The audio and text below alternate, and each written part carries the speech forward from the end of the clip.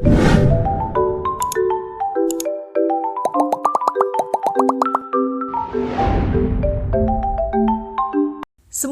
orang tua tentunya mengharapkan hal yang terbaik bagi anak-anaknya, meski pada kenyataannya terkadang karakter yang dimiliki anak bisa berbeda-beda. Hal ini bisa disebabkan oleh banyak hal, termasuk salah satunya pola asuh atau parenting. Kesalahan dalam parenting dari orang tua ternyata dapat membawa dampak yang kurang baik pada anak. Salah satu dampak tersebut adalah dapat menyebabkan anak menjadi pelaku bully bagi teman-teman sebayanya. Hal ini tentunya menjadi sesuatu yang tidak ingin terjadi bagi semua orang tua. Oleh sebab itu, orang tua harus tahu beberapa kesalahan parenting berikut ini yang dapat menyebabkan anak menjadi pelaku bully. Nomor 1, terlalu memanjakan anak. Kesalahan yang pertama adalah apabila orang tua terlalu memanjakan anak dalam berbagai hal. Memanjakan yang dimaksud adalah secara materi ataupun kasih sayang. Segala sesuatunya tentu harus memiliki porsi yang tepat sehingga tidak sampai terkesan berlebihan. Anak-anak yang terlalu dimanjakan oleh orang tuanya akan tumbuh menjadi pribadi yang selalu merasa superior. Hal ini juga akan berpengaruh pada sikap anak kepada teman-teman sebayanya sehingga mudah untuk melakukan perundungan. Nomor 2, berkata kasar pada anak.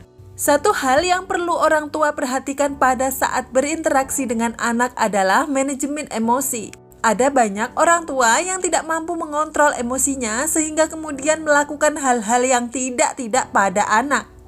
Salah satunya adalah dengan mengucapkan kata-kata kasar ataupun merendahkan anak sendiri.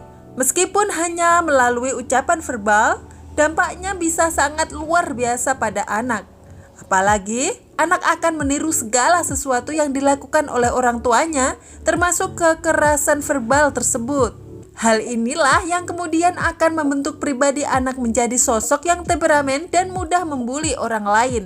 Nomor 3, menormalisasi kekerasan. Kerap kali banyak orang tua yang masih belum memahami bagaimana membantu anak untuk menyelesaikan masalahnya dengan teman sebaya. Tidak jarang banyak orang tua yang kemudian menormalisasi kekerasan apabila anak memperoleh tindakan pemukulan atau hal lain yang melibatkan fisik. Padahal sebetulnya dukungan pada anak untuk melakukan kekerasan seperti itu merupakan contoh yang tidak baik. Justru anak-anak akan merasa bahwa kekerasan merupakan hal wajar, lalu menormalisasi segala tindak pembulian terhadap teman sebayanya.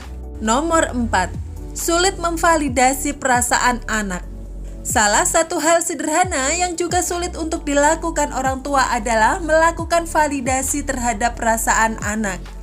Kadangkala mungkin anak sering bercerita mengenai keluh kesahnya tentang beragam hal sehingga mengharapkan reaksi yang positif dari orang tuanya. Sayangnya, tak semua orang tua dapat memberikan reaksi yang diharapkan sehingga terkesan menghakimi anak. Banyak orang tua yang tidak setuju apabila anak-anaknya merasa sedih sebab dianggap terlalu lemah.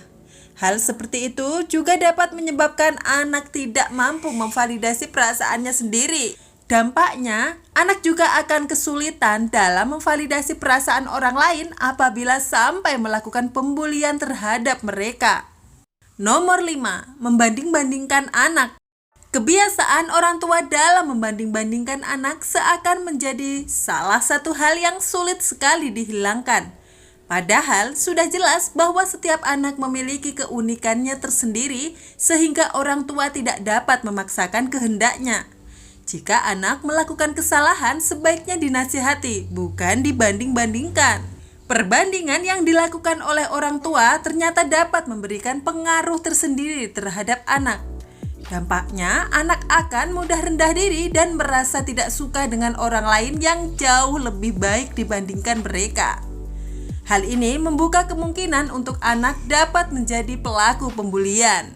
Ternyata peran orang tua dalam mendidik anak sangatlah penting. Kesalahan parenting yang dilakukan orang tua dapat membawa dampak yang tidak baik, bahkan hingga menyebabkan anak menjadi pelaku pembulian. Hati-hati dalam mendidik anak ya. Semoga bermanfaat.